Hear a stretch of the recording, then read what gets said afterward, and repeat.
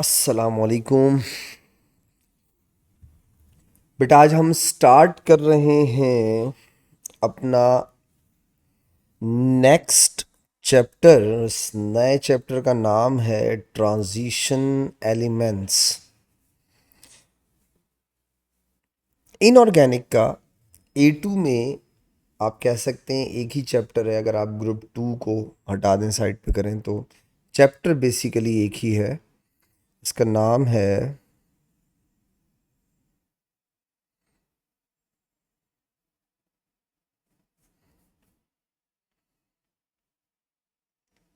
Transition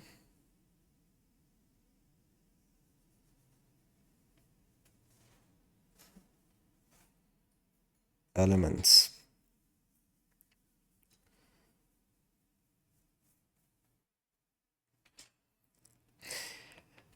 सबसे पहले छोटा सा इंट्रोडक्शन अबाउट ट्रांजिशन एलिमेंट्स। बेटा चूंकि अब हम लोग बाकायदा पूरा एज अ चैप्टर पढ़ेंगे, तो हम कोशिश करेंगे वो पुरानी चीज़ें जो हमने डिस्कस भी की हैं वो वापस से रिकॉल हो जाएं और हमें हर चीज़ के बारे में अच्छे तरीके से पता हो। सबसे पहले तो डेफिनेशन क्या है, ट्रांजिशन एलिमेंट्स किन एलिमेंट्स को कहते हैं और होते क्या हैं। ये डेफिनेशन के लिहाज से बेटा हम कहते हैं एलिमेंट्स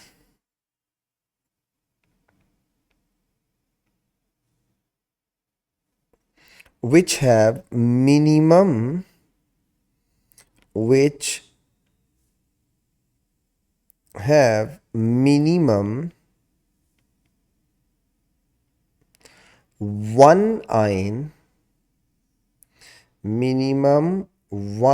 ion, कम से कम एक आयन हो, ठीक है, with electronic configuration of with electronic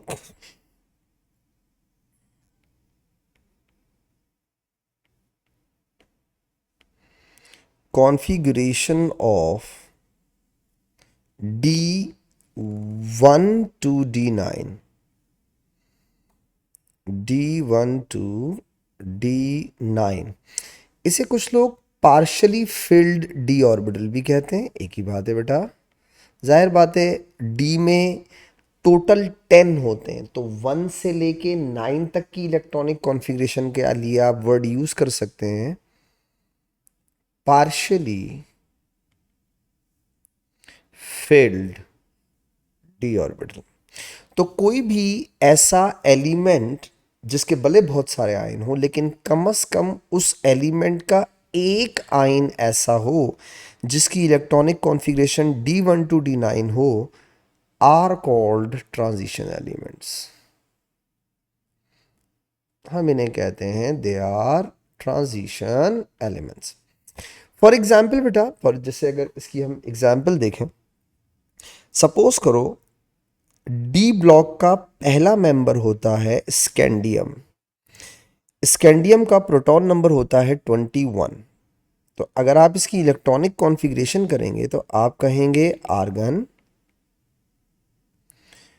4s1, 4s, sorry, argon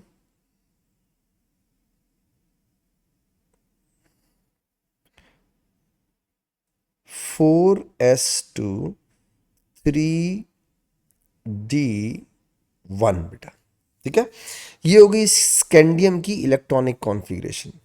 अच्छा, स्कैंडियम का एक आयन होता है और उसका चार्ज होता है 3+, यानी स्कैंडियम 21 का चार्ज होता है 3+। तो बेटा अगर आप इसमें से 3 इलेक्ट्रॉन रिमूव कर दें तो इसकी इलेक्ट्रॉनिक कॉन्फ़िगरेशन रिमेनिंग बचेगी आयन की, आर्गन। तो क्या आर्गन का मिनिमम एक भी आयन ऐसा है, इसका है ही एक आयन, जिसकी इलेक्ट्रॉनिक कॉन्फ़िगरेशन D1 से D9 की रेंज में आ रही हो? नहीं। इसका मतलब ये हुआ स्कैंडियम ट्रांजिशन एलिमेंट नहीं है। लेकिन देखो, स्कैंडियम डी ब्लॉक एलिमेंट ज़रूर है, लेकिन स्कैंडियम ट्रांजिशन नहीं है। तो ऐसे जैसे हम लोग ना, अब अक्सर एएस लेवल में थोड़ा सा ज़रा मिसकॉन्सेप्ट रखते हैं इसमें। हम समझते हैं वो जो डी ब्लॉक वाले हैं वो सब ट्रांजिशन है, ऐसा ज़रूरी नहीं है बेटा, ज़रूरी नहीं है। एक एग्जाम्पल आपको और देता हूँ मैं जिंक की बेटा, ज़रा देखिएगा। जिंक का प्रोटॉन नंबर होता है 30। अगर आप जिंक की इलेक्ट्रॉनिक कॉन्फ़िगरेशन करें तो आप कहेंगे आर्गन 4s2 और 3d10। आप चाहें तो 3d पहले भी लिख सकते हैं, उससे कोई फ़र्क नहीं पड़ता, बट फिल पहले 4s को करते हैं बाद में 3d को, ठीक है। वो एस वाला कॉन्सेप्ट है। जिंक का एक आयन होता है और वो भी 2+ होता है बेटा। तो अगर आप इसके 2+ आयन की इलेक्ट्रॉनिक कॉन्फ़िगरेशन करें तो पहले इलेक्ट्रॉन कहाँ से रिमूव किए जाते हैं? 4s से। तो अगर आप 4s के इलेक्ट्रॉन रिमूव कर दें बेटा तो ये हो जाएगा जिंक आर्गन 3d10 हो जाएगा। इसका मतलब ये हुआ जिंक एलिमेंट का भी एक आयन जो है उसकी electronic configuration partially field D orbital की नहीं है। इसका मतलब जिंक डी ब्लॉक एलिमेंट ज़रूर है बट जिंक ट्रांजिशन नहीं है।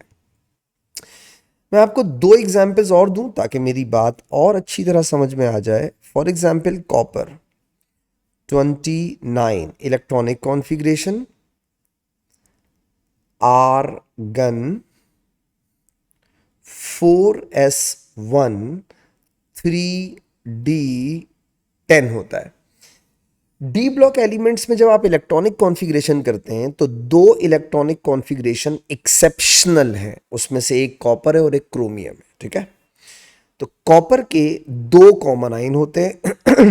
एक होता है कॉपर +1 जो बहुत कॉमन नहीं होता,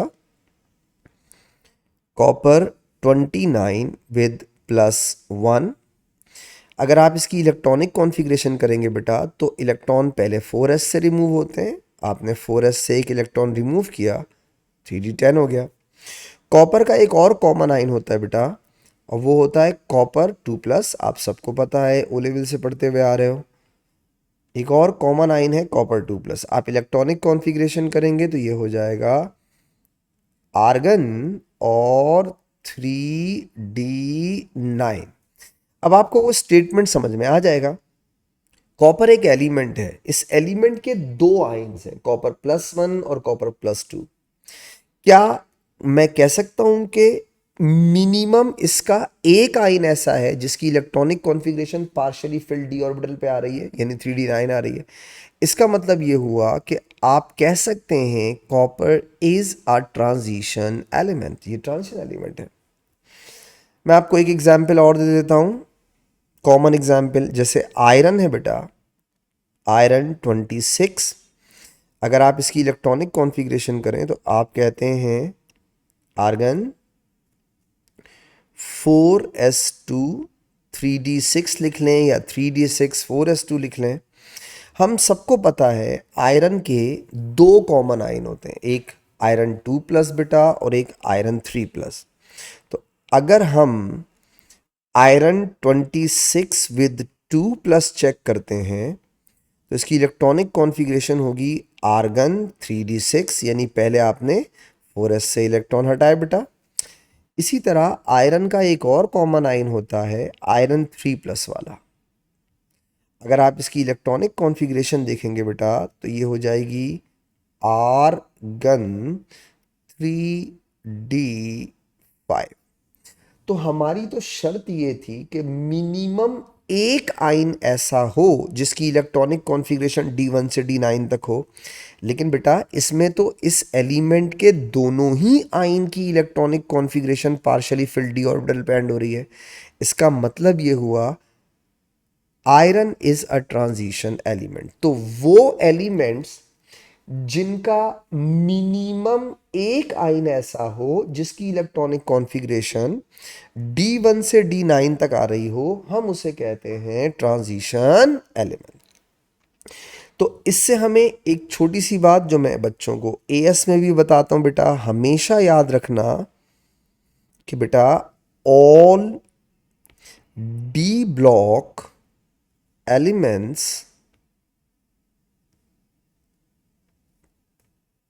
are not transition elements। सारे के सारे D block elements transition element नहीं होते, ठीक है। बट आप ये कह सकते हैं कि all transition elements belongs to block d, ये जरूर कह सकते हैं। All transition elements belong to d block, ये जरूर कह सकते हैं। लेकिन ये आप नहीं कह सकते कि जहां जहां डी ब्लॉक में एलिमेंट है वो सब के सब ट्रांजिशन है, ऐसा नहीं होता। जैसे मैंने आपको स्कैंडियम की एग्जांपल दी, जैसे मैंने आपको जिंक की एग्जांपल दी, ठीक है। हमने ट्रांजिशन एलिमेंट के जो पूरा चैप्टर है ये बेसिकली ट्रांजिशन एलिमेंट्स की प्रॉपर्टीज को डिफाइन करता है, ठीक है। हमने जो पढ़ना है ट्रांजिशन एलिमेंट के बारे में वो है इनकी प्रॉपर्टीज। तो बेटा मैं एक हेडिंग लिखने लगा हूं,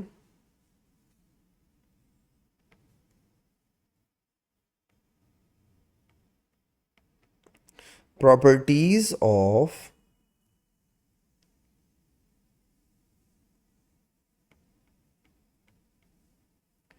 transition elements। हमने इनकी कुछ प्रॉपर्टीज डिस्कस करनी है और वो बहुत डिटेल के साथ हैं चीज़ें। जैसे मैं पहले उनको ना लिस्ट कर देता हूँ, फिर हम आगे बढ़ते हैं। जैसे बेटा फॉर एग्जाम्पल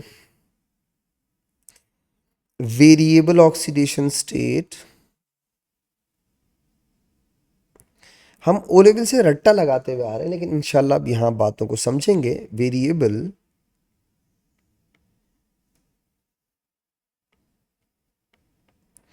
ऑक्सीडेशन स्टेट पढ़ेंगे हम। दूसरी प्रॉपर्टी जो हम पढ़ेंगे वो है कलर्ड कंपाउंड्स।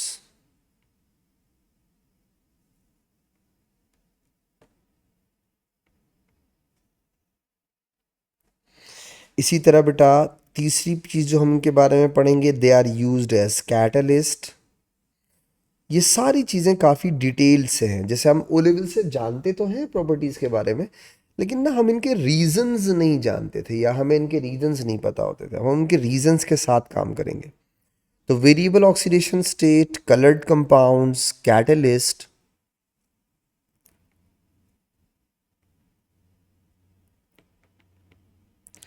कॉम्प्लेक्स फॉर्मेशन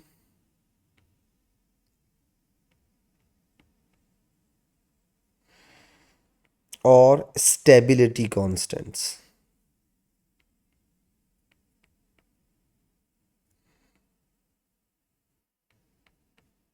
इनमें बहुत सारे टॉपिक ऐसे हैं जिनमें बहुत बहुत सारे टॉपिक, यानी एक मेन हेडिंग मैंने आपको लिख दी है लेकिन उसके ना सब टॉपिक्स फिर अंदर जाके पढ़ेंगे हम लोग से। तो variable oxidation state, coloured compounds, catalyst, complex formation और स्टेबिलिटी कांस्टेंट।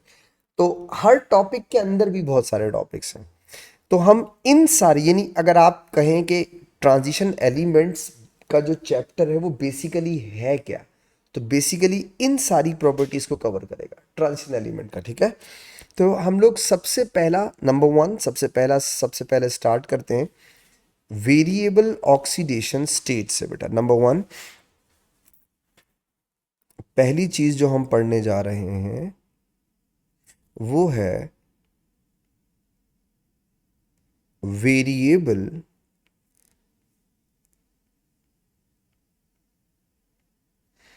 Oxidation state. दो पार्ट्स में समझ में आएगी ये बात आपको, बल्कि मेरा ख्याल से इनफैक्ट्स हर हेडिंग के अंदर ही कुछ पार्ट्स हैं। जैसे वेरिएबल ऑक्सीडेशन स्टेट, तो सबसे पहले तो आपको ये पता होना चाहिए कि वेरिएबल वर्ड यूज कब होता है।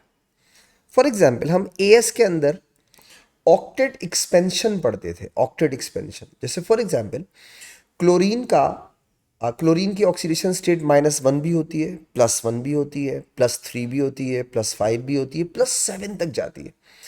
लेकिन इन सारी ऑक्सीडेशन स्टेट्स को हमने कभी भी वेरिएबल नहीं बोला।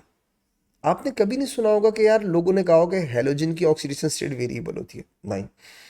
या सल्फर की ऑक्सीडेशन स्टेट -2 भी होती है, +2 +4 +6 होती है, फॉस्फोरस की +3 -3 +5। लेकिन आपने कभी इनके लिए वर्ड वेरिएबल नहीं यूज़ किया। लेकिन अगर आप आयरन के साथ कंपेयर करें तो आयरन की 2 ऑक्सीडेशन स्टेट होती हैं, आप उनको वेरिएबल कह रहे हैं। तो कुछ तो गड़बड़ है, कुछ है जो हम मिस करते हैं। वर्ड वेरिएबल को वेरिएबल कब कहते हैं, इसको समझना ज़रूरी है। पहले ज़रा देखिएगा, मैं आपको छोटी सी एग्जांपल देता हूँ। पहले मैं ज़रा बैकग्राउंड समझा दूँ, फिर हम उनके रीजंस भी लिख लेंगे। जैसे फॉर एग्जांपल बेटा, क्लोरीन है। अगर आप क्लोरीन का प्रोटॉन नंबर देखें तो इलेक्ट्रॉनिक 17 होता है, और इलेक्ट्रॉनिक कॉन्फ़िगरेशन देखें तो 2 8 7। आप कहते हैं क्लोरीन -1 में एग्जिस्ट करता है। इसका मतलब ये हुआ, अगर क्लोरीन एक इलेक्ट्रॉन गेन कर ले तो वो -1 में आ जाता है। ठीक है। आप कहते हैं क्लोरीन हमने +1 में भी देखा है, जैसे HClO के अंदर। यानी अगर क्लोरीन एक इलेक्ट्रॉन लूज कर दे तो क्लोरीन प्लस हो जाएगा। इसी तरीके से अगर क्लोरीन 3 इलेक्ट्रॉन लूज कर दे, ठीक है, तो हम कहते हैं इसकी ऑक्सीडेशन स्टेट हो गई 3+। या एबिलिटी रखे 3 इलेक्ट्रॉन लूज करने की तो 3+। इसी तरह अगर 5 इलेक्ट्रॉन लूज करे या 5 इलेक्ट्रॉन लूज करने की एबिलिटी रखे तो हम बोलेंगे वैलेंसी या ऑक्सीडेशन स्टेटस +5। और सबसे एंड में क्या है, +7। यानी अगर ये 7 इलेक्ट्रॉन लूज करने की एबिलिटी रख रहा है तो हम कहेंगे क्लोरीन 7+ में होता है। अच्छा, आपने इतनी सारी ऑक्सीडेशन स्टेट देखी, मगर आपने किसी को भी ये नहीं कहा कि ये वेरिएबल है। अब उसका रीज़न देखिएगा। अगर मैं आयरन को देखता हूँ तो आयरन का प्रोटॉन नंबर होता है 26। ज़रा देखिएगा, मैं इसे कैटेगराइज करूँगा। मैं लिखता हूँ इलेक्ट्रॉनिक कॉन्फ़िगरेशन आर्गन 3d6 और 4s2 करता हूँ। ठीक है, मैंने जान करके 4 को बाहर रखा ताकि मेरी बात समझ में आ जाए आपको। ठीक है, अब आप गौर से देखिए, ये इसका थर्ड शेल है। This one is the third shell. ठीक है, ये है थर्ड शेल या थर्ड एनर्जी लेवल। जबकि बेटा ये जो 4 है, ये इसका फोर्थ शेल है या फोर्थ एनर्जी लेवल है। ठीक है। अच्छा, अब आप देखिए, अगर मैं आयरन को थोड़ा आसान करके लिखूं, ठीक है, तो इसके थर्ड शेल के अंदर देखिए, फर्स्ट शेल में 2 इलेक्ट्रॉन, इसके सेकंड शेल में 14 इलेक्ट्रॉन होते हैं आई थिंक, और नहीं सॉरी, सेकंड शेल में इसके 8 इलेक्ट्रॉन होंगे बेटा, थर्ड में 14 हो जाएंगे, और फोर्थ में 2 हो गए। सही है। Let me calculate it. 14 + 2 + 8 + 2 हो गए 26। सही है। अच्छा, मैंने थोड़ा कैटेगराइज कर दिया ताकि मुझे कंपेयर करने में आसानी हो जाए। ठीक है, तो हमने कहा फर्स्ट में 2, सेकंड में 8, थर्ड में 14 और फोर्थ में 2 है। चलो ठीक है। अच्छा, अब अगर ये 2 इलेक्ट्रॉन लूज करता है तो इस पे आयरन 2+ चार्ज हो जाएगा। बिल्कुल हो जाएगा। आपको पता है अब ये अपना नेक्स्ट इलेक्ट्रॉन कहां से रिमूव करेगा, थर्ड से, यानी यहां से इलेक्ट्रॉन हटाएगा। तो अगर ये एक इलेक्ट्रॉन मजीद हटा दे 2 इलेक्ट्रॉन हटाने के बाद, तो इसकी ऑक्सीडेशन स्टेट हो जाएगी 3+। ये बात मैं ऊपर भी कर सकता था, मगर मैंने थोड़ा आसान करने के लिए उसे कैटेगराइज कर दिया। देखो, अगर आप 2 इलेक्ट्रॉन रिमूव करेंगे बेटा, तो बेसिकली वो 2 इलेक्ट्रॉन आप 4s यानी फोर्थ शेल से रिमूव करेंगे। आयरन 2+ हो जाएगा। और जब आप एक और इलेक्ट्रॉन रिमूव करेंगे तो वो इलेक्ट्रॉन रिमूव करने के बाद इसका चार्ज हो जाएगा 3+, but the third electron will be remove from the third shell. अब आप दोनों में फर्क देखें। पहले क्लोरीन के पास इतनी सारी ऑक्सीडेशन स्टेट हैं, आप उन्हें वेरिएबल नहीं कह रहे हैं, लेकिन आयरन की 2 ऑक्सीडेशन स्टेट को आप वेरिएबल कह रहे हैं। वर्ड वेरिएबल उस वक्त यूज होता है जब कोई एलिमेंट एक से ज्यादा एनर्जी लेवल इन्वॉल्व करता है इन द बॉन्डिंग। मतलब अगर आप क्लोरीन पे गौर करें तो क्लोरीन की -1 से लेकर के +7 तक की ऑक्सीडेशन स्टेट के अंदर सिर्फ लास्ट शेल इन्वॉल्व है, थर्ड। लेकिन आयरन के केस में ऐसा नहीं है, पहले फोर्थ शेल है उसके बाद थर्ड शेल है, यानी दोनों इन्वॉल्व हो रहे हैं। अब यहां पे एक सवाल आता है जिसका जवाब आपको एएस में मिल चुका है। क्लोरीन +8 में क्यों नहीं जा सकता? इसलिए नहीं जा सकता कि शेल चेंज होने के बाद बहुत लार्ज जंप आएगा एनर्जी के अंदर, आपको बहुत ज्यादा एनर्जी देनी पड़ेगी to remove electron from second shell. या अगर आप चाहते हैं कि क्लोरीन अपना सेकंड शेल भी बॉन्डिंग में यूज करे तो आपको बहुत एनर्जी देनी पड़ेगी, जो कि प्रैक्टिकली पॉसिबल नहीं है। रेडियस छोटा हो जाएगा, शील्डिंग कम हो जाएगी, nuclear force many many times stronger हो जाएगी, तो आप उसमें से इलेक्ट्रॉन रिमूव नहीं कर सकते। लेकिन अगर आप आयरन या किसी और ट्रांजिशन एलिमेंट को कंसीडर करें तो वहां यह काम हो सकता है, यानी फोर्थ शेल के बाद थर्ड शेल से इलेक्ट्रॉन निकल सकता है। ओ भाई क्या रीजन है? रीजन यह है कि 4s और 3d एक दूसरे को ओवरलैप किए हुए होते हैं, तो इलेक्ट्रॉन रिमूव करना 3d से आफ्टर 4s इजी होता है क्योंकि एनर्जी डिफरेंस कम होता है, जबकि बाकियों में ये नहीं होता, थर्ड और सेकंड एनर्जी में बहुत डिफरेंस होता है। तो इसीलिए वर्ड वेरिएबल हम उस वक्त यूज करते हैं जब एक से ज्यादा एनर्जी लेवल बॉन्डिंग में इन्वॉल्व हो। एक बात। दूसरा सवाल यह है कि यार ये थर्ड शेल यूज क्यों करता है? चलो एनर्जी डिफरेंस कम है, ऐसा क्यों करता है?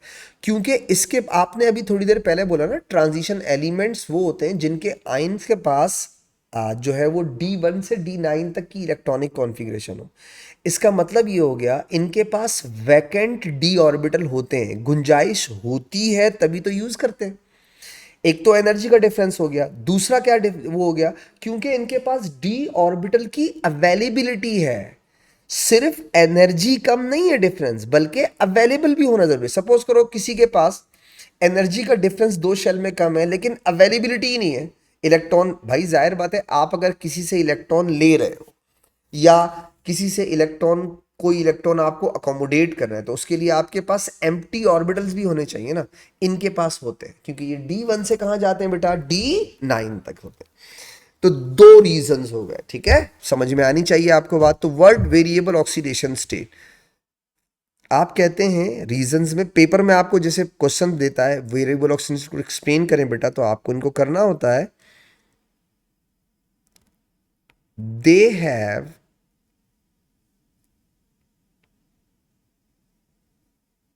variable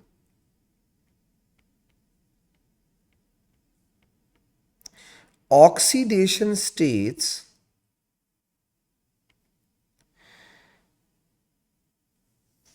because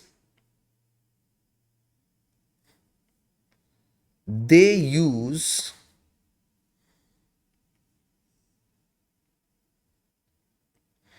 energetically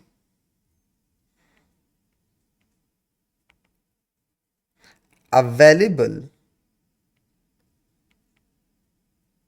d orbitals for bonding। ठीक है, तो अगर आपसे कोई कहे कि बाकियों के पास भी होता है तो आप बोलेंगे वो एनर्जेटिकली फीजिबल नहीं है, अवेलेबल नहीं है। हाँ, ठीक है, इनके पास अवेलेबिलिटी होती है। अच्छा, एक इसकी इसी बात की छोटी सी एक्सप्लेनेशन, छोटी सी इसकी एक्सप्लेनेशन दे देता हूं मैं आपको, ऐसा क्यों होता है। वापस वही एएस वाली बात है, ट्रांजिशन एलिमेंट्स में यूज बोथ 4s, ये हम सिर्फ पहली सीरीज की बात कर रहे हैं, and 3d orbitals in chemical bonding because 4s and 3d orbitals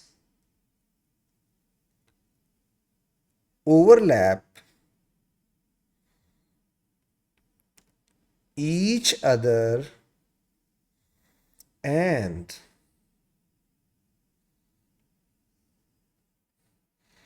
they have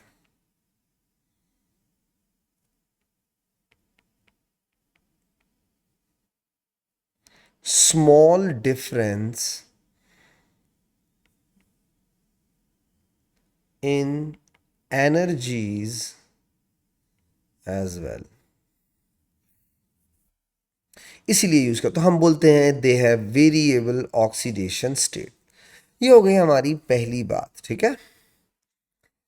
हमारा दूसरा फैक्टर है कलर्ड कंपाउंड्स। तो बेटा कलर्ड कंपाउंड से पहले आपको, जैसे मैंने अभी थोड़ी देर पहले बताया, बैकग्राउंड पता होना चाहिए। तो कलर्ड कंपाउंड से पहले भी एक छोटा सा बैकग्राउंड है जो आपको पता होना चाहिए कलर्ड कंपाउंड से।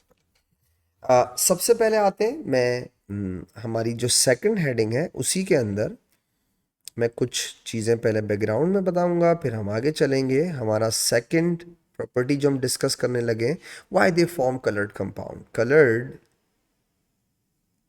कंपाउंड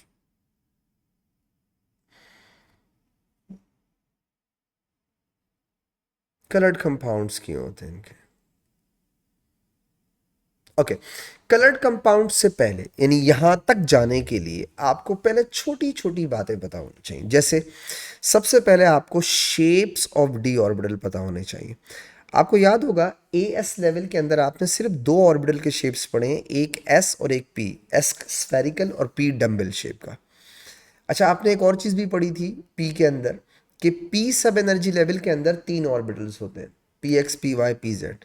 शेप सेम होती है, सिर्फ एक्सेस का फर्क होता है। यानी अगर पी ऑर्बिटल एक्स एक्सिस पे हो तो पी एक्स होगा, वाई पे हो तो पी वाई, और जेड पे हो तो पी जेड होगा।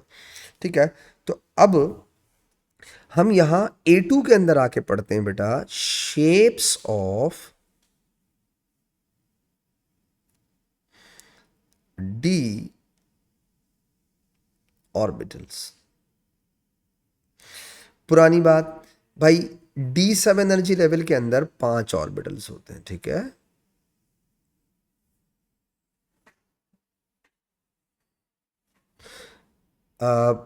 वन, ये 2, 3, ये 4 और ये 5। तो ये मैं 6 वाला हटा देता हूं। ओके, 5 हो गए, ठीक है। पहले वाले को कहते हैं बेटा d x Y,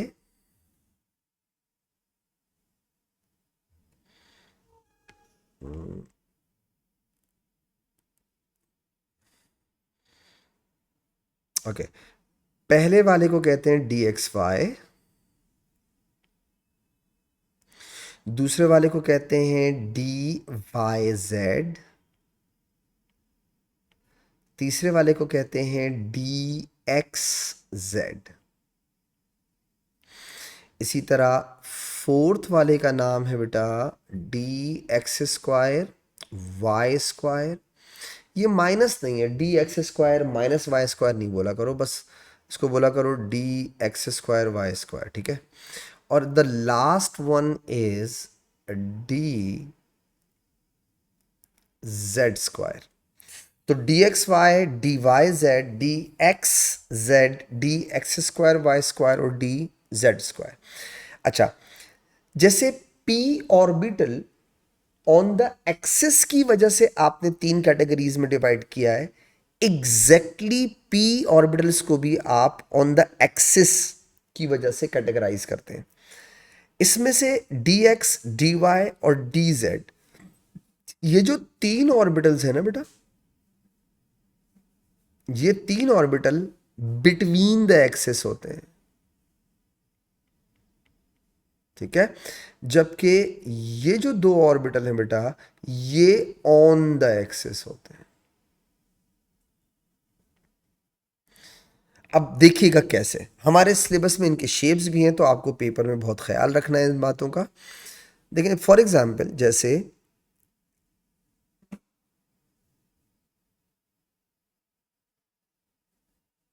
okay, suppose मैंने कुछ एक्सेस बनाने की कोशिश की, लेट्स सी जैसे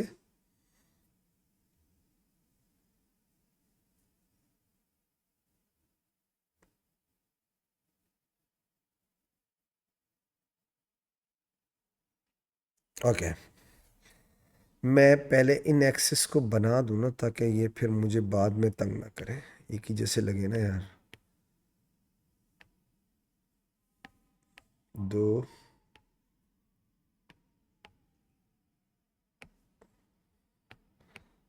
ओके, अब आपको इंशाल्लाह बात समझ में अच्छे तरीके से आ जाएगी बेटा। Look at here. ओके, सबसे पहले देखिएगा मैं करके आ रहा हूं। जैसे मैंने कोशिश करता हूं, अगर मैं बेटा इसे कहता हूं एक्स एक्सिस, इसे कहता हूं वाई, और इसे कहता हूं जेड, तो ये जो आपका एक्स और वाई है, एक्सिस है, अगर आपका डी ऑर्बिटल इनके बिल्कुल एग्जैक्टली बीच में आ रहा हो, जैसे फॉर एग्जांपल यहाँ देखिएगा, ये यूं हो, ऐसे, यूं हो, और यूं हो, ठीक है। तो आप इसे बोलेंगे डी एक्स वाई। आप चेक करें, जेड एक्सिस तो इसके ऊपर और नीचे है ना भाई, ये जो डॉटेड लाइन है ये बेसिकली ऊपर और नीचे आ रही है, यानी इस स्क्रीन के अंदर और स्क्रीन से बाहर आ रही है। तो आप अगर गौर से देखें तो आपका जो डी ऑर्बिटल है वो बिटवीन एक्स और वाई आ रहा है, बिटवीन एक्स एंड वाई। तो आप इसे बोलते हैं डी एक्स वाई, ठीक है। अगर आप इसमें से जेड एक्सिस हटा दें या इग्नोर कर दें तो आपको समझ में और अच्छा आ जाएगा कि वाकई ये बिटवीन टू एक्सिस है, क्योंकि जेड इसके अंदर और बाहर है। इसी तरीके से अगर मैं सपोज करो बेटा इसे थोड़ी देर के लिए y, इसे थोड़ी देर के लिए z ले लूं और इसे x ले लूं सपोज करो, तो सेम शेप होती है बट बिटवीन y और z हो जाएगी। जैसे ये हो गया, ये सब एक ही साइज के एक ही शेप के होते हैं, बट मैं थोड़ा अगर थोड़ा छोटा बड़ा बनाऊं तो उसे इग्नोर कर दीजिएगा, ठीक है। अब मैंने क्या किया, z एक्सिस इसके बाहर जा रहा है और अंदर जा रहा है, तो आपका सॉरी एक्स एक्सिस बाहर जा रहा है और अंदर जा रहा है। तो अब आप गौर से देखें बेटा, आपके जो डी ऑर्बिटल है जिसमें आपको 4 लूप्स नजर आ रहे हैं, वो 4 लूप्स बिटवीन वाई और जेड है। इसी तरह अगर मैं वापस से बेटा इसे x ले लूं और इसे वापस से z ले लूं और इसको y कह दूं सपोज करो, यानी y इस दफा अंदर और बाहर की तरफ है, तो यही डी ऑर्बिटल कहलाएगा मेरा एक्स जेड। ये हो जाएगा बेटा। तो पहला हो गया d x y between x and y, दूसरा हो गया डी वाई जेड यानी बिटवीन वाई एंड जेड, और तीसरा हो गया डी एक्स जेड यानी बिटवीन एक्स एंड जेड, ठीक है। इसी तरीके से आप जरा दूसरा देखिएगा, अगर आप d x square y square को डी एक्स वाई से कंपेयर करें, मुझे उम्मीद है आपको दोनों नज़र आ रहे होंगे, वरना मैं उसको थोड़ा शॉर्ट कर दूंगा। ये मैं x कह रहा हूँ बेटा और इसे मैं कह रहा हूँ y। अब देखिएगा आपको फ़र्क समझ में आएगा।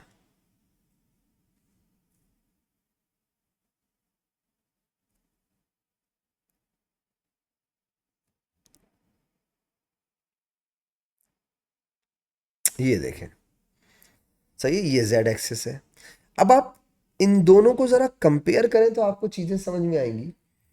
डी एक्स वाई और डी एक्स स्क्वायर और वाई स्क्वायर में फर्क ये है बेटा कि डी एक्स वाई में D orbital between the x और वाई है, जबकि डी एक्स स्क्वायर और वाई स्क्वायर के अंदर आपका D orbital on the axis है, यानी एक्स और वाई के ऊपर आ रहा है। अब आते हैं डी जी स्क्वायर। सबसे मैं बच्चों को यहाँ पे आके एक छोटी सी बात बोलता हूँ कि आप लोग ना, जब आप ये जो पांचों शेप्स हैं, d x y, d y z, d x z और d x square y square d z square, इनको ना एक दफ़ा नेट पे आप लोग ना 3 डायमेंशनली देख लिया करें तो आपको और अच्छा समझ में आएगा। वो अगर आप वहाँ से देख लेंगे तो ज़्यादा अच्छा हो जाएगा, क्लियर हो जाएंगी चीज़ें। वैसे तो मैं भी यहाँ दिखा सकता हूँ मगर फिर वो और टाइम ज़ाया होगा इधर, तो मैं इसको डायरेक्ट करता हूँ। ये देखिएगा ये होता कैसे है, समझाता हूँ। ये जेड एक्सिस है, ये एक्स एक्सिस है और ये वाई एक्सिस है सपोज करो। एक्चुअली होता क्या है, डी जेड स्क्वायर में electron density on Z axis होती है, नंबर 1। और ना सिर्फ जेड एक्सिस पे होती है, उसके बाद तीनों एक्सिस के ऊपर भी होती है, तीनों एक्सिस के ऊपर। मतलब मैं कोशिश करता हूं, ये ऐसी होती है, यानी जेड एक्सिस पे भी है। अगर आप इसको ऐसे देखें कि ये जेड एक्सिस है, इसके ऊपर एक इलेक्ट्रॉन डेंसिटी है और फिर तीनों एक्सिस के ऊपर भी होती है, यानी जेड एक्सिस पे तो है ही है, एक्स और वाई के ऊपर भी होती है, यानी यूं भी है और यूं भी है। तो अगर आप इस स्ट्रक्चर को सर्च करके ना 3 डायमेंशनल देखेंगे ना, तो आपको उम्मीद करता हूँ ज़्यादा अच्छा समझ में आ जाएगा। वहाँ पे जाहिर बात है मैं इस पे ज़रा बहुत अच्छे तरीके से नहीं बना पा रहा हूँ उसको, तो अगर आप इसकी 3 डायमेंशनल स्ट्रक्चर्स देखेंगे तो वो आपको ज़्यादा अच्छे क्लियर नज़र आएंगे और ज़्यादा अच्छे नज़र आएंगे। तो 3 ऑर्बिटल्स बिटवीन द एक्सिस हैं, d x y, d y z, d x z, और 2 ऑर्बिटल्स ऑन द एक्सिस हैं। ठीक है, ये हो गया पहला बैकग्राउंड। कलर्ड कंपाउंड तक जाने के लिए पहला बैकग्राउंड है। तो मैं आपको छोटी छोटी चीजें साथ में समझाता रहूंगा। ये मेरा पहला बैकग्राउंड। हमारा दूसरा बैकग्राउंड कलर्ड कंपाउंड तक पहुंचने के लिए है बेटा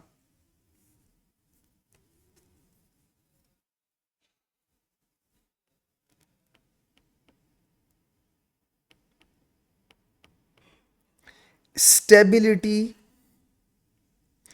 ऑफ ट्रांजिशन एलिमेंट्स। ये हमारा दूसरा बैकग्राउंड है। इसी तरह हम एक एक करके इंशाल्लाह पहुंच जाएंगे कलर्ड कंपाउंड्स तक। तो पहले ये सारी चीज़ें बैकग्राउंड में पता होंगी तो कलर्ड कंपाउंड समझ में आ जाएगा कि कलर्ड कंपाउंड्स क्यों प्रोड्यूस करते हैं। Stability of transition elements. अच्छा, हमने ना, हम ओ लेवल से पढ़ते हुए आ रहे हैं, स्टेबिलिटी के 2 मतलब होते हैं। नॉर्मली हम स्टेबिलिटी को बोलते हैं कंप्लीट आउटर मोस्ट शेल, या फिर हम कहते हैं स्टेबिलिटी का मतलब होता है electronic configuration like noble gases. अच्छा देखो, अब A2 में आके ना बहुत सारी बातें और अच्छी समझ में आ जाती हैं। जाहिर बात है लेवल हाई हो गया है, बहुत सारी चीज़ें और भी समझ में आने लग गई हैं। जब आप कहते हो electronic configuration like noble gas is stability, तो सवाल आपके दिमाग में आता है विच नोबल गैस। मैं एग्जाम्पल से समझाता हूं, जरा देखिए। फॉर एग्जाम्पल बेटा, जैसे लिथियम है, एटॉमिक नंबर 3 है। आप कहते हैं इलेक्ट्रॉनिक कॉन्फ़िगरेशन 2n1।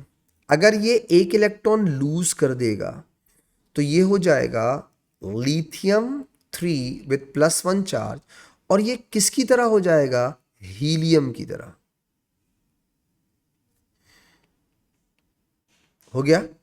अब मेरा सवाल यह है, लिथियम ने हीलियम को ही क्यों चूज किया, नियॉन को क्यों नहीं किया?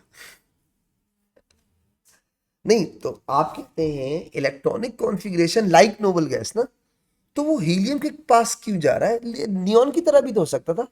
अब मसला ये है, नियॉन की तरह होने के लिए इसको 7 इलेक्ट्रॉन गेन करने पड़ेंगे, जो कि एनर्जेटिकली किसी भी तरीके से फेवर्ड नहीं है। 7 इलेक्ट्रॉन गेन करना आसान काम थोड़ी है, कर ही नहीं पाएगा, इसका न्यूक्लियस ही छोटा सा है, उनको अकोमोडेट ही नहीं कर पाएगा, फिर 7 इलेक्ट्रॉन इसको कोई देगा भी नहीं। अच्छा, एक एग्जाम्पल आपको और देता हूं तो बात और अच्छी समझ में आ जाएगी। जैसे फॉर एग्जाम्पल सपोज करो सोडियम है 11, ठीक है, सोडियम 11, इलेक्ट्रॉनिक कॉन्फ़िगरेशन क्या है बेटा, 281। आप कहते हो सोडियम को electronic configuration like noble gas करने के लिए एक इलेक्ट्रॉन लूज करना पड़ता है, ठीक है, कर दिया।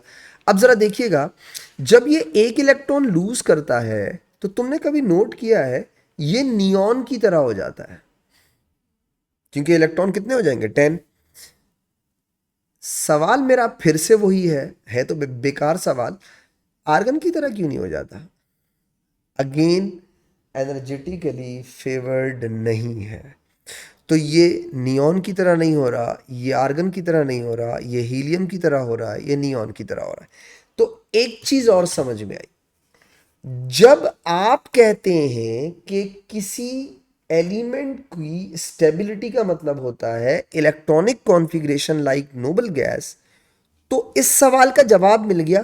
कौन सी नोबल गैस? तो आप कहेंगे जो सबसे क्लोजेस्ट हो, जिसको अप्रोच करना, जिसकी इलेक्ट्रॉनिक कॉन्फ़िगरेशन को अप्रोच करना इजी हो, राइट?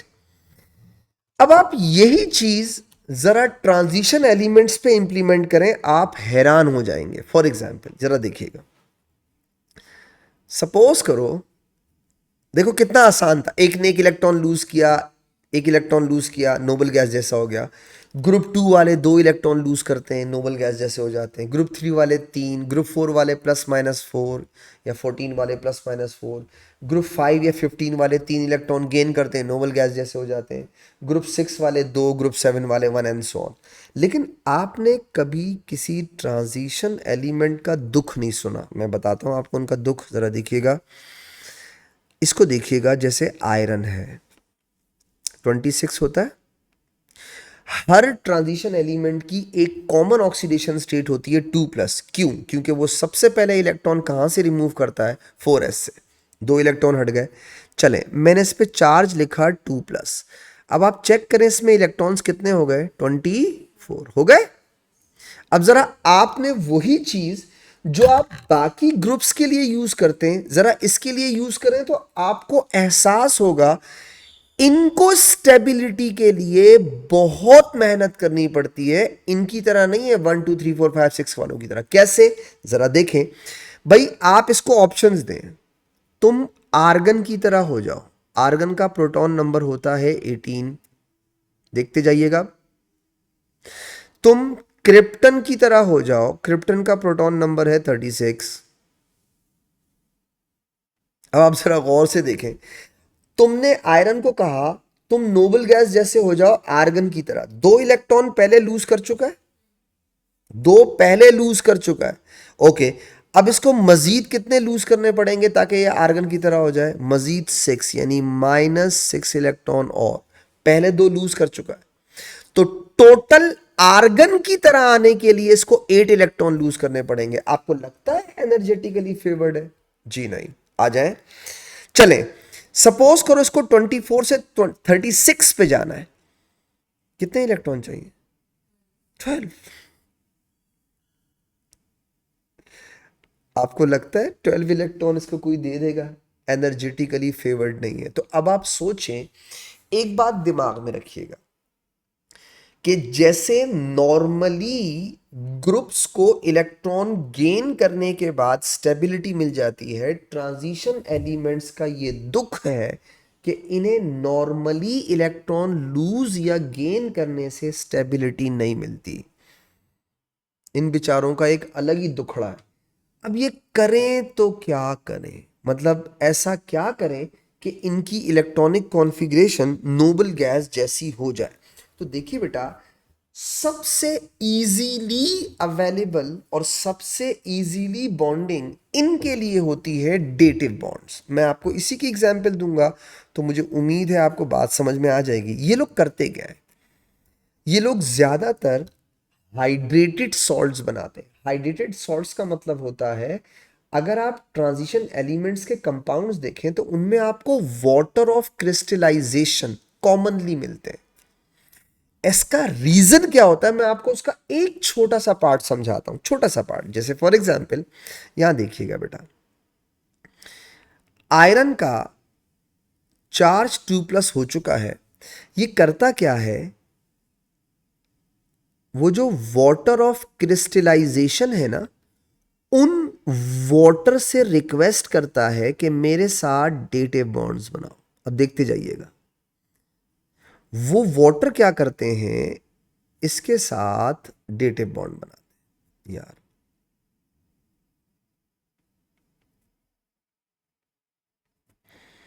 मैं इसे थोड़ा अलग कर दूं, चलो यहां बनाता हूं। अब देखिएगा, ये हो गया एक और डेटिव बॉन्ड बेटा। एक डेटिव बॉन्ड का मतलब 2 इलेक्ट्रॉन, 2 डेटिव का मतलब 4 इलेक्ट्रॉन हो गए। अब जरा देखिएगा, तीसरा dative bond,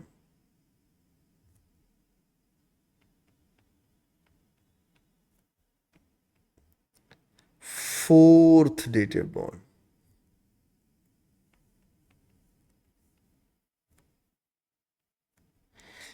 fifth dative bond,